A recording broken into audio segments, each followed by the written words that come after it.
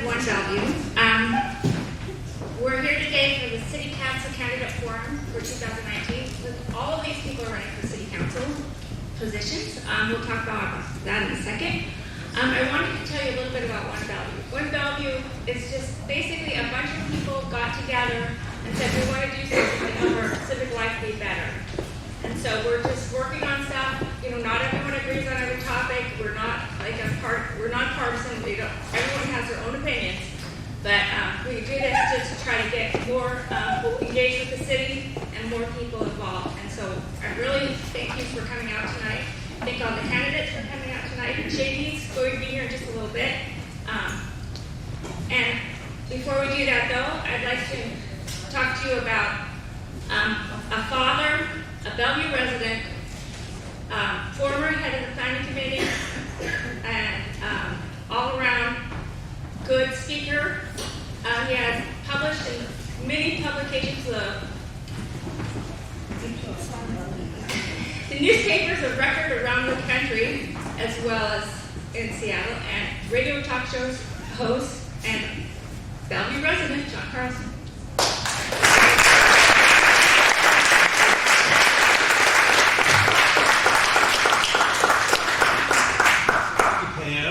Here's some shots of me during my days as an REI model. Nice. I want to thank everyone for taking the time to be out here tonight for this forum. You know what? We are very lucky in Bellevue. I know most of the people up here on stage, and you know, I'm not going to mention any cities by name, but there are plenty of towns where the choice is the lesser of two evils, and in Bellevue, when it comes to city council, you have your choice of the best candidate. We've got some really good people running, and a lot of cities don't have that opportunity. So here's the format for tonight's forum. First, we want you all to understand what the role of a council member is. And second, we want to differentiate the candidates running for each position so you have an idea of what you're voting for.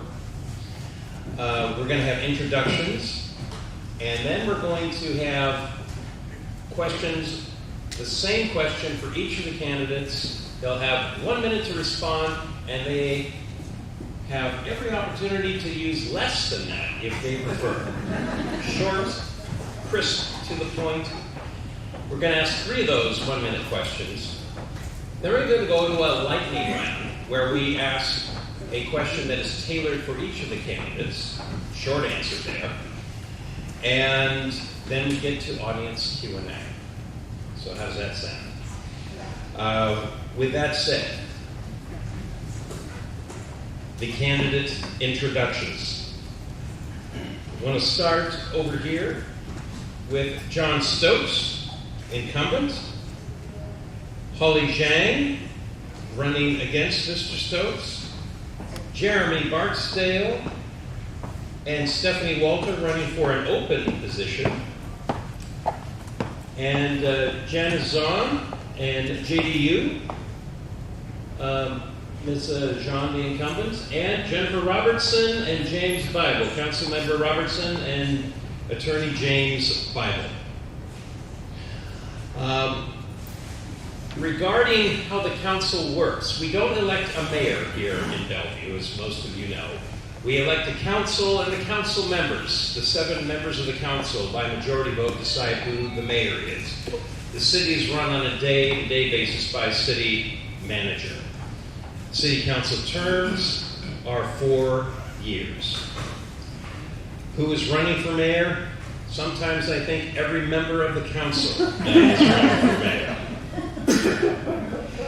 But that election will happen afterwards. The mayor and deputy mayor serve 2-year terms. All right. When is election day? Election day, did some of you get your ballots already? Today? Mine came in today. Election day then starts today, goes to November 5th. You have to have your ballot postmarked or in a drop-off box by November 5th.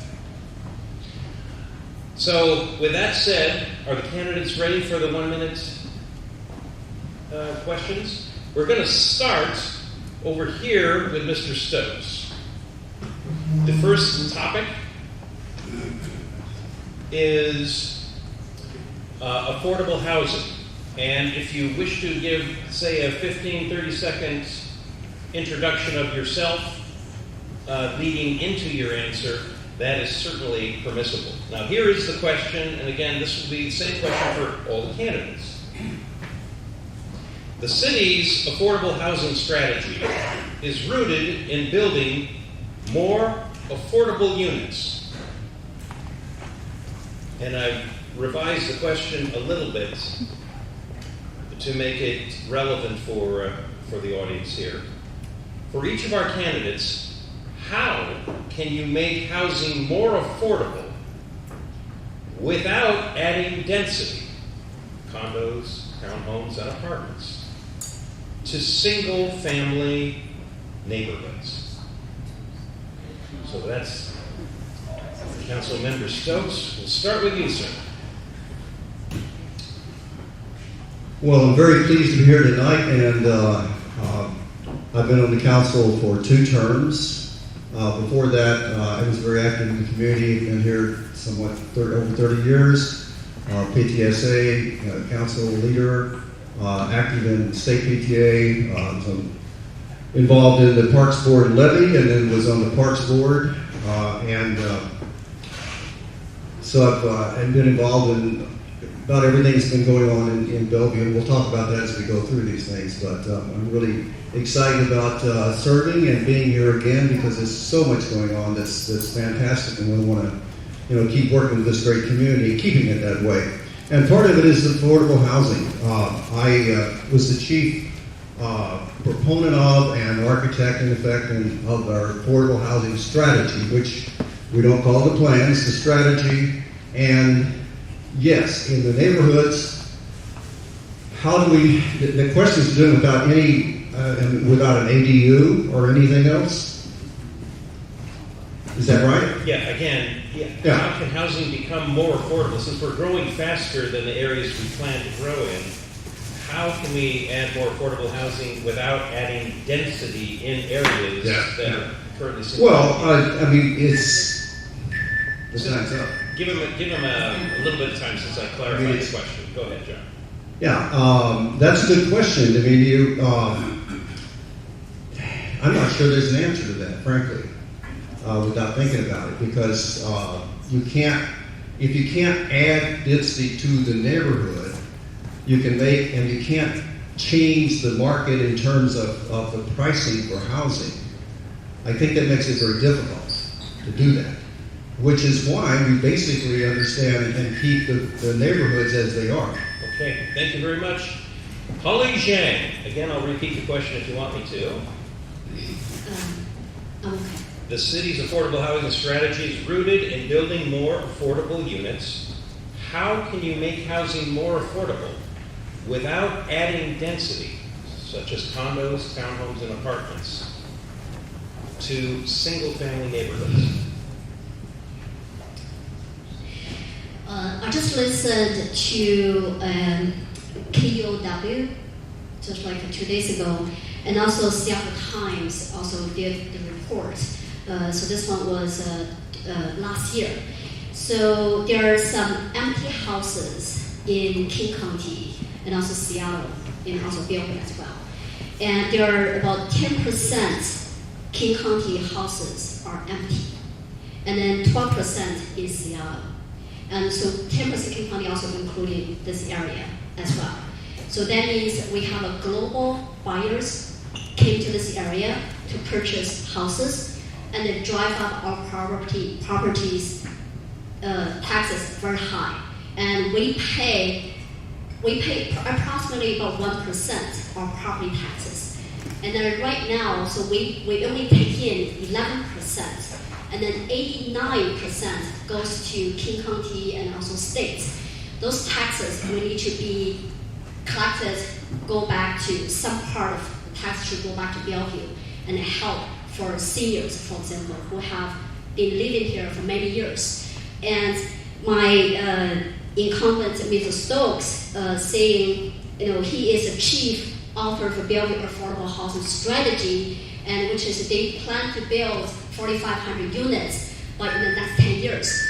But we need houses right now because I met people are being pushed out, live without homes and on the streets. Okay, very good. Thank you, Holly Zhang. Mr. Barksdale and Ms. Walter both serve on the Planning Commission, so you've dealt with affordable housing as an issue. Again, the question is, with affordable housing being a major priority here at Bellevue, how can we make housing more affordable without adding density to single-family neighborhoods? Jeremy. Thank you.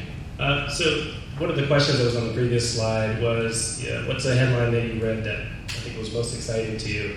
And the one that resonated with me was the one that said, I think it was King County, and had purchased an apartment building or several buildings near transit stations. It may not have been King County, I can't remember. But there was, with Microsoft funding, property purchased. And so purchasing residential property or units that currently exist, that are at risk of being put back onto the private market, redeveloped and into luxury units, I think is one way that we can use the existing density and make housing more affordable. All right, thank you very much. Stephanie Walter. Hi, it's a pleasure to be here tonight. And I have a background in economics, and I've thought a lot about the economics, the housing of economics. There's ways to do things and ways not to do it. The city has set aside a growth corridor that is to take the density that's needed for the future. That growth corridor includes a light rail route. It includes transit-oriented development areas, and it's away from neighborhoods. So that's one way. The other way is to fully utilize our housing stock. In my personal neighborhood, there were houses that were empty and they were actually falling to wreck and ruin. And I have one by one reported them to the city, and there's one left to go to be redone. The one next to it is having infill. They're going to have 2 houses go on 1 lot, which is reasonable. It's not an incredible amount of density. So I think what we need to do is we need to put it in the areas that are served by transit.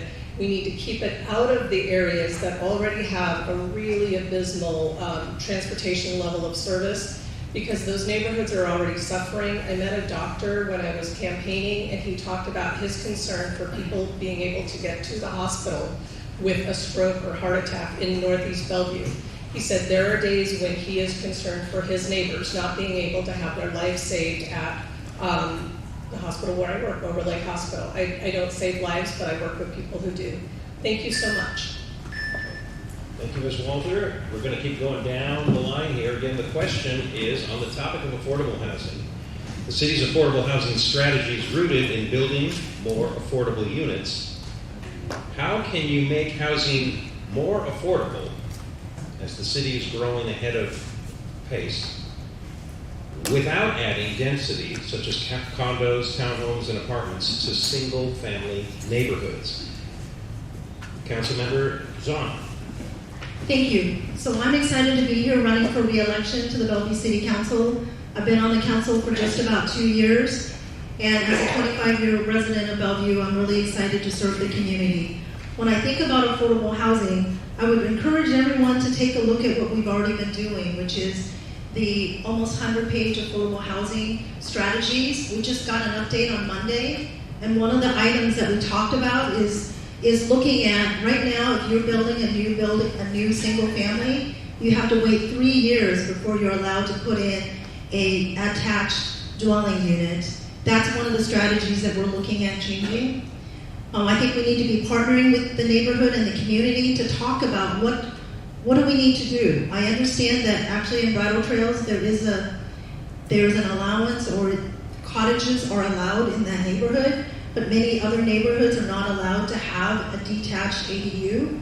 So what would that look like in order for us to look at that stock? The other thing with affordable housing is that we need to also be looking at where we can actually put housing close to transit, because it will relieve the need for more density in any single family neighborhood. So the city made a commitment that we were going to put density in places where we had transit and in the transit-oriented development, and we've been doing that, and we need to continue to do that. Thank you. Thank you very much. Over to JDU. Mr. Yu. Good evening, everyone. Thank you. JDU. I've been in Somerset Community Association board for 3 years. I serve as a CRC member. I know how the people feel in the single-family house area. This question, if I understand, is not talking about just affordable housing, but there's some other condition with it's a single-family house and without increase in density. So I would think that house affordable because of the demand is more than the supply. That causes the price. Many people want to buy a house, so price going up. And so that means the supply is not enough. So in order to increase the supply, very simple. If we have a single family, then if we have to expand the area for the single family zone to make it build more single family without increasing the density, the simple theory. Here we're talking about theory. Otherwise, because this is a free market economy, unless we say, hey, let's change that, we cannot allow this free market. We have to control the price. That's a different story. So in this case, either we expand the single-family house to build more for the DU that's increasing density. So it's out of this condition, so we cannot consider that. So basically, or we have to really utilize those houses that has not been really have people live there. We have to not have an empty house there.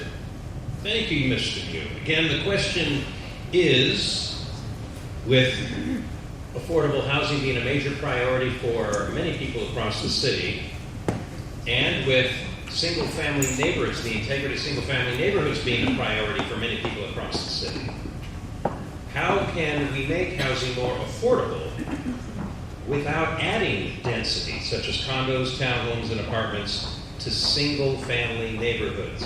Councilmember Jennifer Robertson. Thank you. I'm Jennifer Robertson. It's a pleasure to be here with you tonight. I'm running for my 4th term on the Bellevue City Council. During all my time of service for the city, my primary goal as a council member has been to make sure that we have a high quality of life for everyone who calls Bellevue home.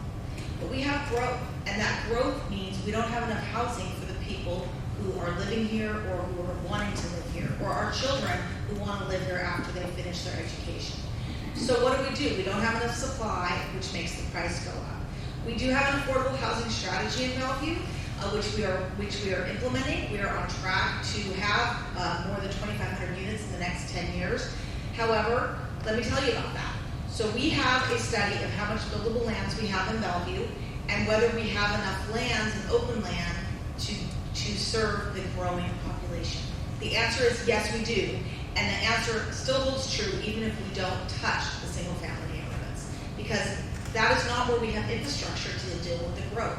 We have infrastructure to deal with the growth in the growth corridors like downtown and Bellevue, and that is where our major growth is going to go. So that's where the demand can be met, but how do we keep it affordable?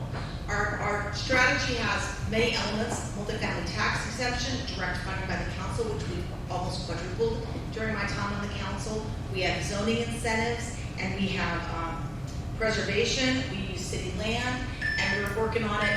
Lots more to come tonight. Looking forward to engaging. Thank you. Thank you, Councilmember Robertson.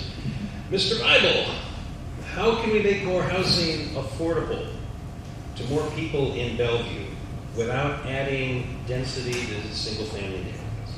It's good to be home. I call this my home because I grew up right around the corner from here in an apartment. Sometimes 1 bedroom, every now and then a 2. I played basketball right here in this community center and interacted with so many of the staff that helped me to grow and be the person that I am today. All neighborhoods in Bellevue matter, including those that are population dense. The reality is that we need to be in a space where we're not afraid to have courageous conversations, and perhaps even more importantly, we actually listen to our neighborhoods, listen to our neighbors. Some of the folks in our neighborhoods actually want their neighborhoods to shift to some degree. We should be listening to them. Some of our neighbors actually want to be in a place where they can rent out portions of their house or build upon it. We should be hearing from them. Some neighbors want their single-family homes and they want to maintain what they currently have, and we should be listening to them as well. We need to be in a place where we continue to grow in our areas that are already population dense, where we continue to build apartments and think creatively in terms of how to address an issue in a situation where we have folks that are homeless in Bellevue. 300 public school students homeless in Bellevue, one of the least affordable towns in the nation, right here in Bellevue. This isn't necessarily just about your neighborhood, it's about whether or not we're prepared to do what's right for people that are trying to find a home. Thank you very much. Let's move on to our next topic, which is transportation. And I'm going to call an audible in order to be fair to the people who are sitting inland. Let's have everyone stay on this side of the table during the presentations. On transportation, let's see, I do have the transportation. Yes, here we go. The Council's Transportation and Mobility Vision Summary is getting into, around, and through Bellevue. It's a given.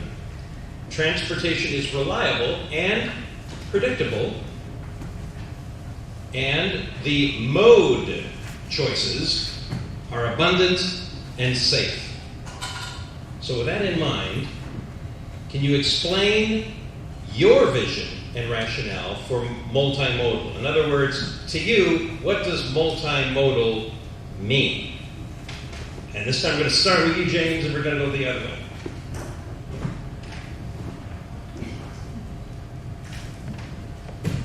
I should have stayed standing. Multimodal basically means exactly that. Multimodal. Many ways of transportation. That's ultimately what it means, whether it be by foot, whether it be by alternative means, whether it be by metro bus, whether it be by carpool, bicycle, whether it be by sound transit. The reality is that we need to create a system that allows for people to move easily and freely and protects the environment in our particular city, and that's what we are starting and working towards. We just need to continue to build that. The reality is, it takes 40 minutes to get somewhere that only takes 10 to 15 minutes to actually get to in Bellevue, am I right?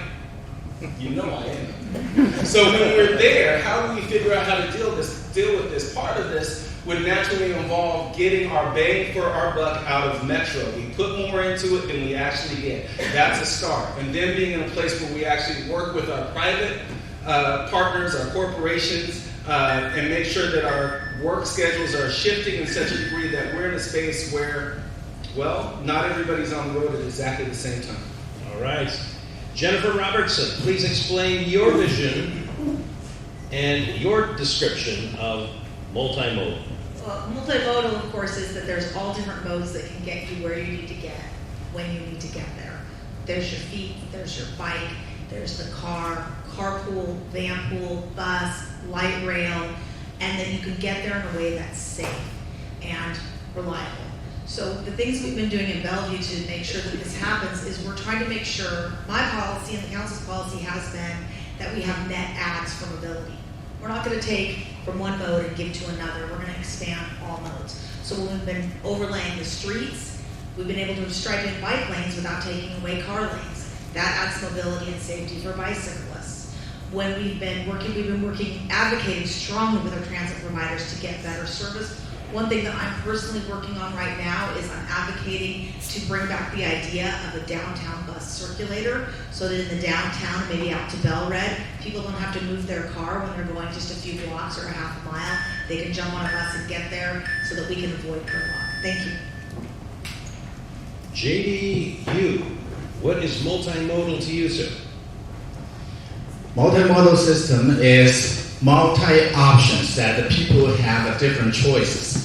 Now, I think more than 80% of the people depend on the vehicles, and especially on the personal vehicle. That causes the people to conject too many cars on the road. So multimodal system is we have to utilize mainly is the transportation, the transit, light rail when it's ready, and the public bus. And also I want to promote the autonomous vehicles, which can be very frequent, reliable, But very important is accessibility, connectability, and we have to have a 5G to connect all these things together, make it very smart. We just say, hey, there's a lot of things out there, but they're all individual. You cannot utilize them. And for our shorten, we have to increase our capacity. And one of the things, master the 405 plan. Right now, there's a plan there. It's just that we don't have the funding. We need to have that, and also work with the big company to resolve the commute problem. Thank you very much. Janice Zahn, explain what multimodal means to you.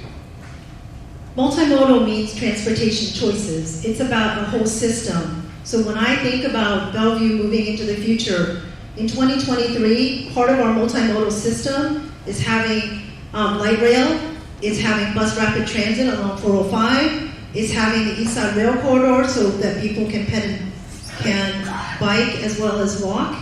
It is looking at strategically, we have a transit master plan, we have a ped and bike plan. It's looking at all of those. I see Vic Bishop in the audience. When I was on the Transportation Commission with him, we started working on a multimodal level of service. This idea that as we look at all of our streets, it's a system where all of the different modes have to work together. The city's also been working on, and we adopted Complete Streets, Vision Zero. We passed a small levy so that we can make sure that we're working on congestion out of neighborhoods, as well as putting in sidewalks and bike paths. Thank you. Thank you very much, Janice. All right, Stephanie Walter, multimodal. Let's be multimodal with a microphone. Okay, here we go. So I think in terms of mobility, mode of transportation is how you get there, but it's mobility. We need to be able to go where we want, when we want, and how we want. We need transit options that are attractive, so we will choose them over any other mode of transportation. We have a really good bus system in downtown Seattle, not so much in Bellevue. So I understand the origin of that was all the jobs used to be in downtown Seattle, so all of our funding for transit went to downtown Seattle, which made sense at the time. It no longer makes sense. We need a better set of metro services inside of Bellevue, and they need to be funded with the money we're currently paying. We need to wrestle some of that away. I probably didn't make any friends with Metro right there.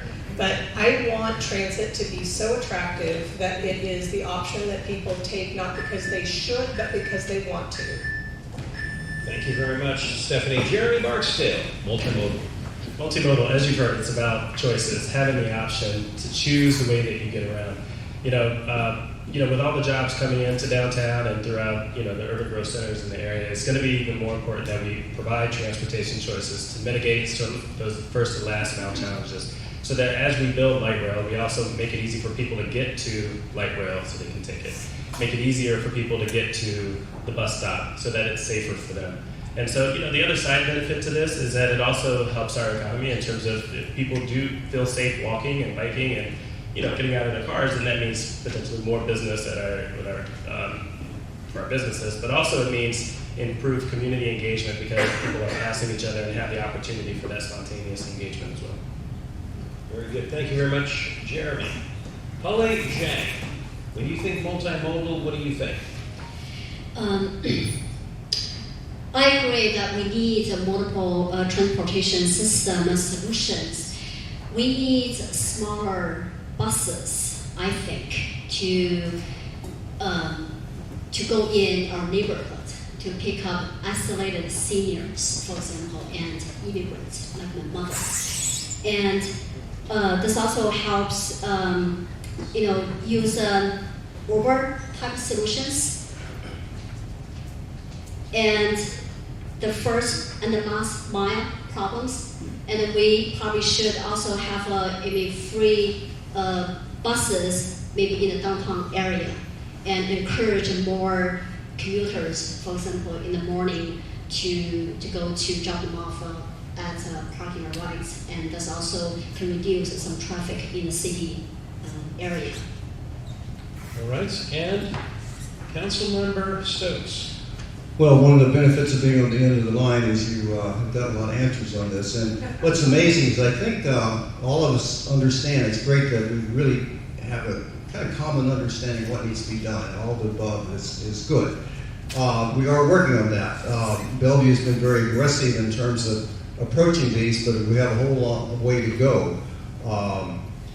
The downtown area is becoming more and more dense. It's going to be even more so. The biggest problem, besides, and we've talked about circulators, we even talked about some autonomous ones when we build a Grand Connection and then circulating downtown. So that's in the works. It only takes time and money. The big issue is really the neighborhoods, and same thing we have in Seattle. If you live in a neighborhood, it's very difficult to get transportation and to actually afford paying for transportation to pick up people everywhere you go. So we're working on that, and the autonomous vehicles will help. We have a very strong person that is involved in transportation innovation, so we're working on it. Okay, thank you very much. We've got a few people who've arrived late, so wanted to clarify, we have 4 council seats up for election in November. We have John Stokes running against Holly Zhang. We have Jeremy Barksdale and Stephanie Walter competing for an open seat. We have Janice Zahn and J.D. Yu running against each other, and we have Jennifer Robertson and James Bible. So those are the candidates and who they are running against. So we have one more question where there's 1 minute for each of the candidates, and we go from transportation to homelessness. Now here we're addressing one particular aspect of homelessness, and that is street vagrancy, often aggravated by mental illness and drugs. Some people who are offered help refuse that help. Some who are offered shelter refuse shelter. Some accept the offer for shelter and get kicked out. So the question I have is, what do we do if a homeless person who has a drug or alcohol problem rejects treatment, rejects shelter because they don't like the rules, and they want to keep using it? They have not been able to answer this question in the city of Seattle as we see. So, some people are concerned that the problem is now growing in other communities, and we're seeing symptoms of it here in Bellevue. So with that said, start with Mr. Bible. James, if someone rejects treatment, rejects going to a shelter with rules, and wants to keep using and staying on the street, what do you think? Is this a question just specifically to me? Or? No, it's going all up and down the road. I'm just first. You're the first. Okay, thank you. Could you say the question? Yes. Again, we are addressing the issue of street homelessness, where many homeless people have mental issues and addiction issues. If someone rejects treatment, rejects going to a shelter with rules, and wants to stay on the street and keep using or drinking or snorting or injecting, what should we do? The first thing I can tell you is this is a remarkable if. As a lawyer and as a person who actually cares about human beings and someone who has dealt with and helped and worked with people that are addicts, just about every addict doesn't want to stay in that place. They want something different. Just about every person that can't find a place to sleep wants to have a safe, warm spot to sleep.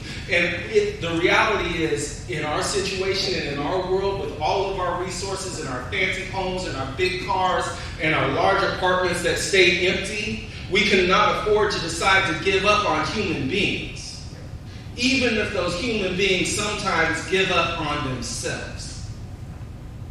This is really a question of whether or not we're prepared to do what's right. And what's right is to not give up. What's right is to continue to reach out. What's right is to make sure that housing is present and not to demonize the person and say you can never be better than what you are. You chose this. and then not look in the mirror and think of how we might be responsible for creating those inequities that are present. Thank you. Jennifer Robertson. Thank you. I agree. It's not compassionate to not help people who need help. And when they refuse help, which does sometimes happen, it is not compassionate to allow them to live on the streets, sleep outside, and continue using, because if they never hit bottom, any of you who have known addicts, there's that watershed moment sometimes where they hit bottom, and that is the thing that gets them help. Allowing them to live in squalor and not having consequences of the actions does not help the person who needs help. So I am very much proud of the fact that the city of Bellevue now has 24/7, 365 shelter and day center, and that we fund addiction treatment, and that we fund affordable housing, and that we fund homeless services. On the other hand, I'm also proud that we enforce our codes. We enforce our no camping ordinances. We enforce our criminal laws, because it does not help anybody, the person who is suffering or the general public, to ignore it and allow it to go on. All right. Yes.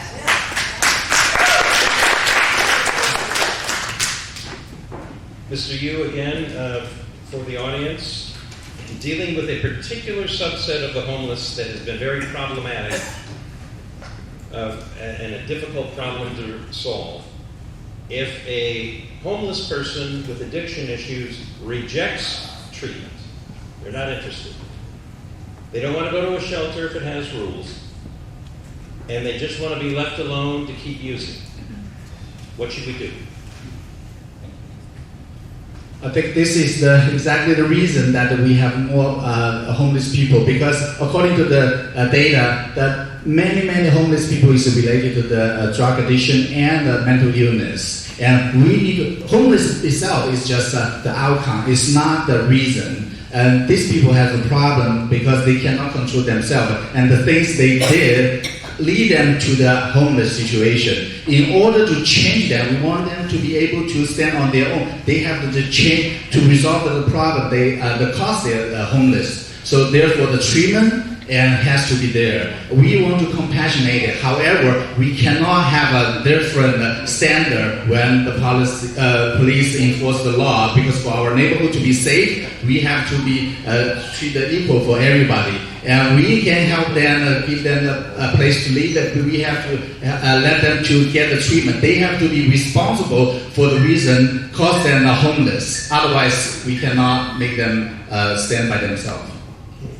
Janice Zong, it's a simple but difficult question. What do we do? Well, I would say that, first of all, we need to acknowledge that drug addiction happens for both the housed and the unhoused.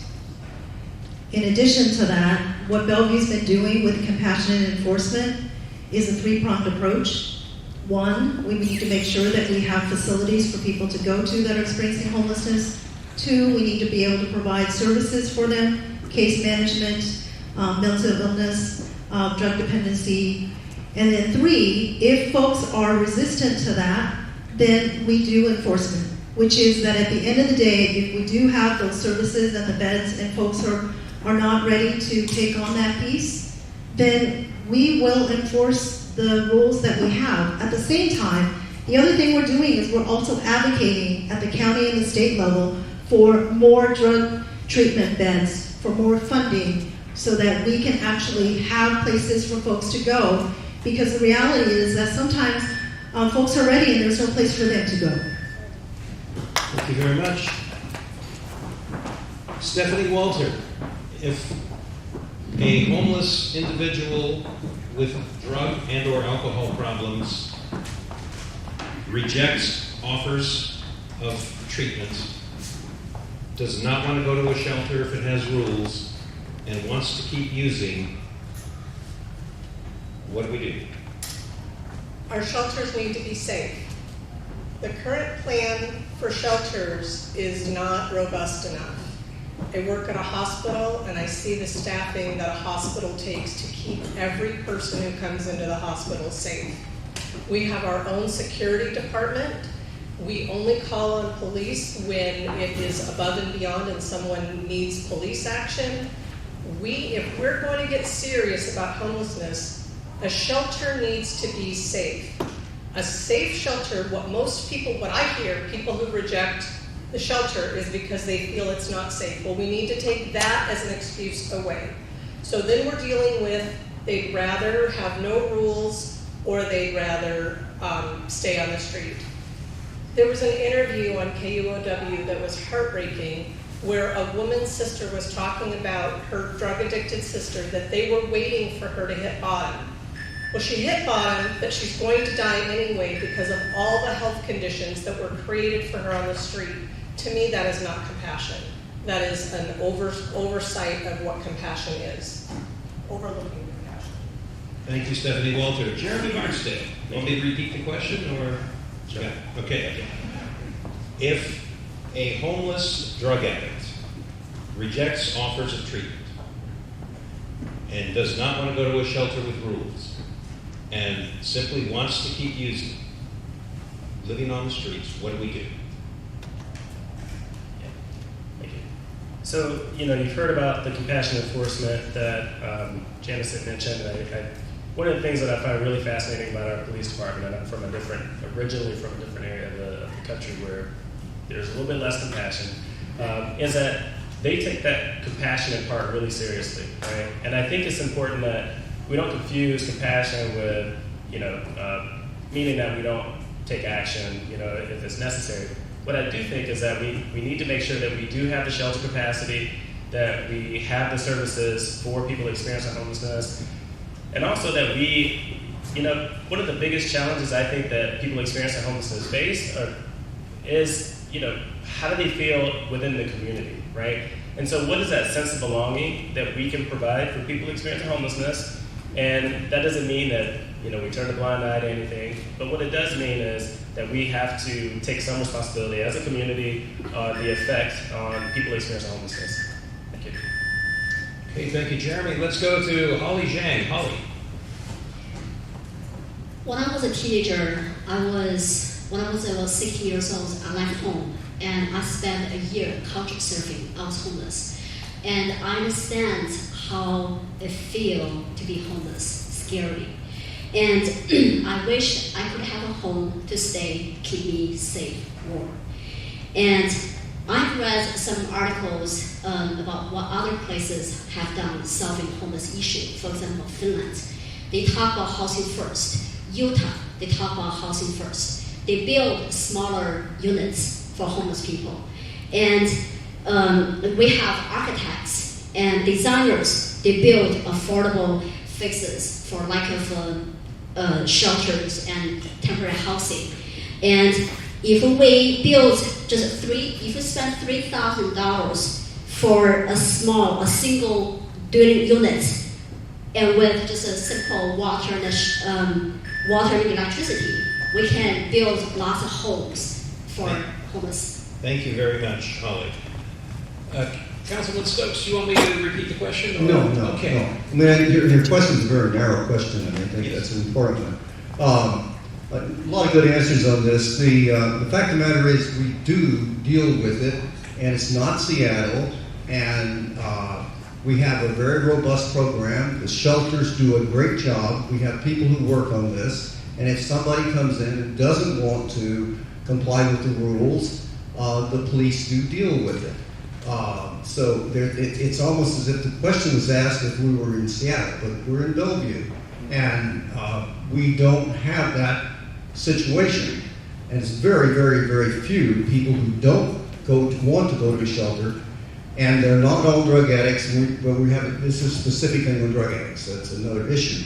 But absolutely, we deal with it, and a couple of council members in responses have acknowledged that. So maybe in conversation people think it's something different. The fact of the matter is we don't have people out there on the streets who are just wild by themselves. We have a shelter, and as long as we have a shelter, we can put them there, and we have them in the shelter, we deal with it whichever way it goes, in a good, strong, compassionate way. Thank you very much. Appreciate that, Mr. Stokes. Now we go to the lightning round where we have questions that are tailored. Yeah, that's what I meant. I used the wrong term. I apologize for that, Pam. Yes, what I meant is we have questions tailored for each of the candidates. that we'll go to.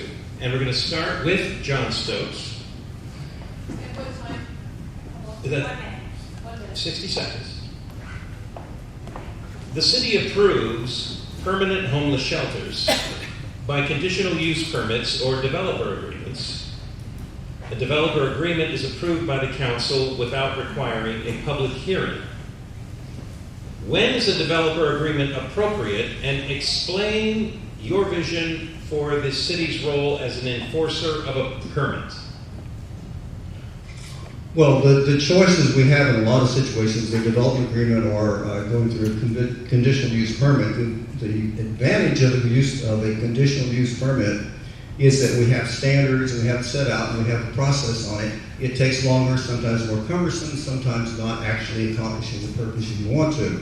A development agreement is something that would enable us in right circumstances, and I'm not saying we do it at all, to actually tailor something in a way that makes it more effective. And we can have a little more leeway, and we can also get it done a little faster without the cumbersome bureaucracy sometimes. So it's a choice, and it's something that we would wouldn't take lightly. It would be discussions, and while there's not a required, may not be a required hearing, we would actually have, we do all this stuff in the public, so it's not an issue. The issue is which one of those two tools is the best one to use, and that's what we would work on. They both would get a good result. All right, very good. Oli Zhang, next question comes to you. Given that you've not had a role in city politics yet, you'll have a steep learning curve, as any newly elected person would be to council. What do you see as the role of a council member, and what do you think it takes to perform it well? That's a very good question.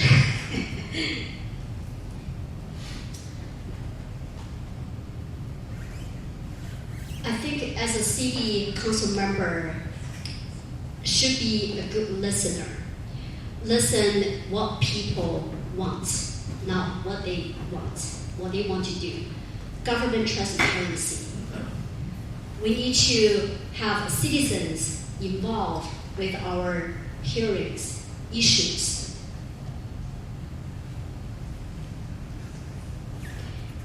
We should also work together as a community and to solve our problems, not self-interest. That's good enough. I'm here to learn. I'm here to learn, and I'm new candidate, and I'm so happy to be here when I get elected, and I'll be your voice. Thank you.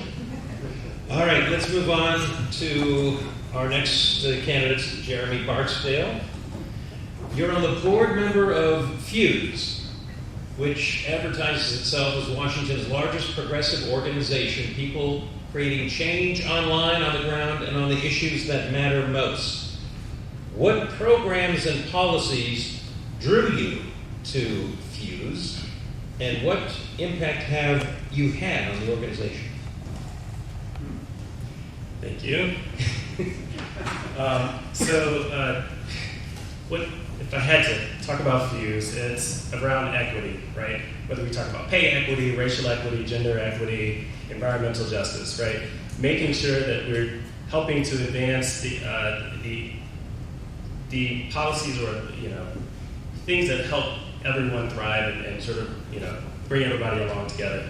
As a board member, I'm not involved in the day-to-day activities. What I am involved in are the more generative discussions around, how we think about equity and so forth, right? And overseeing, similar to council actually, overseeing, the overall strategy in terms of, what area of equity do we want to focus on, for example. And so and also in terms of budget and things like that. So I'm not involved in the day-to-day, but it's more of I'm interested in equity and helping everyone thrive, and that's what you're going to do. Thank you, Jeremy. On next to Stephanie Walter. You first came to public policy leading the effort to clarify the meaning of single-family housing when individual room rentals were going up. Given private property rights, why not allow the owner of a home to choose how a building is rented? It's all about zoning and land use code. If we did not have zoning and land use code, there would be chaos. Anything could happen anywhere. People in neighborhoods want predictability. They want to know that their neighborhood isn't going to be overly dense for the sewer system or for the roads or for the schools. We need predictability. What happened in my neighborhood was not density. It was a commercial enterprise where homes were taken out of the affordable housing stock and cut up into individual sleeping areas without any permits, so they weren't safe. They were fire hazards. They were health hazards. The very first house this happened in actually had 3 sexual assaults in it. It was something that could be predicted. This is one of the areas that government has to step in. We can't do everything we want anywhere we want without having a concern for reason. Thank you very much, Stephanie. Now on to our next candidate, Janice Zahn. Janice, you voted for the shelter land use code without having buffers for residential neighborhoods. This is what it says. Please explain how you came to that decision and why are shelters near residential areas or residential neighborhoods safe? So we just came back last week from Dallas, where there's a shelter within 2 blocks of a bunch of residences. And as I think about the shelter resident, the folks that are coming out of homelessness and what they need is not isolation. What they need are services to help them re-engage with the community. The shelter that is currently being designed now actually is going to have 80 supportive housing units for men and women, along with 300 units that will include 3 bedrooms for families. What we need to do is make sure that we are designing for the shelters so that they are successful for both the folks that are in there in that temporary basis, as well as the communities around it. The more that we push shelters into places where they are isolated, the less likely they're going to be successful. Thank you. Now, JD, you commented that taxpayer money should be used efficiently, spent on valuable city functions first. So, how do you propose keeping taxes low, and what areas of the city budget do you think need to be reduced? We have to spend what we have. We can. There are many things we want to spend. We have to cut some of the spending, wasteful spending. For example, we said the homeless shelter, the permanent one. Many drug addiction people, they don't want to go to the facility. But if we propose to build more, that's a waste of the spending. I will not agree on that. Transportation is a problem. Facility is our congestion is a problem. Master 405 plan, we are lack of funding. And why don't we try to put the money in those which is very critical for our people's life? And that's what we should put more money in. Thank you, Mr. Yu. Now we're going to go on to Jennifer Robertson and James Bible. Jennifer, start with you. In the past, the city studied creating a multi-purpose aquatic center. You've shown some interest in moving this forward. Land acquisition costs would be high. Aquatic centers have high maintenance and ownership costs. Given regional housing and transportation needs, why should everyone out here spend money on an expense like this one? Well, for one thing, I'm so happy to get this question. Drowning is the #1 cause of accidental death of children under 4, and the #2 cause of accidental death of children 5 to 14. We have a 2-year wait list at our pool in Bellevue, and there are children from many other countries who move to Bellevue who don't know how to swim. Every summer we read about kids drowning in the lake. That is not acceptable. This is a health need as well as a recreation need and something that will help everyone in Bellevue. We need more pool space. How do we fund it?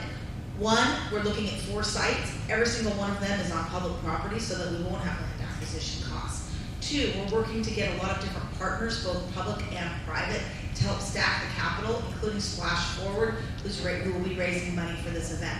3, I've studied pools around the country, and if you have dry services like aerobic studios, yoga studios, weight rooms, you can cover up to 94% of the operating costs. We can do this, and it will be great for our community. Thank you very much. James Bible. Bellevue City Council positions are not partisan. You don't run by party. They're nonpartisan. You have chosen to include Democrat in your campaign yard signs and campaign signage. Why did you choose to do this? And do you think the City Council should be partisan? It is time to have courageous conversations that involve honesty. And what I can tell you is that there are absolutely Republicans up here at this forum.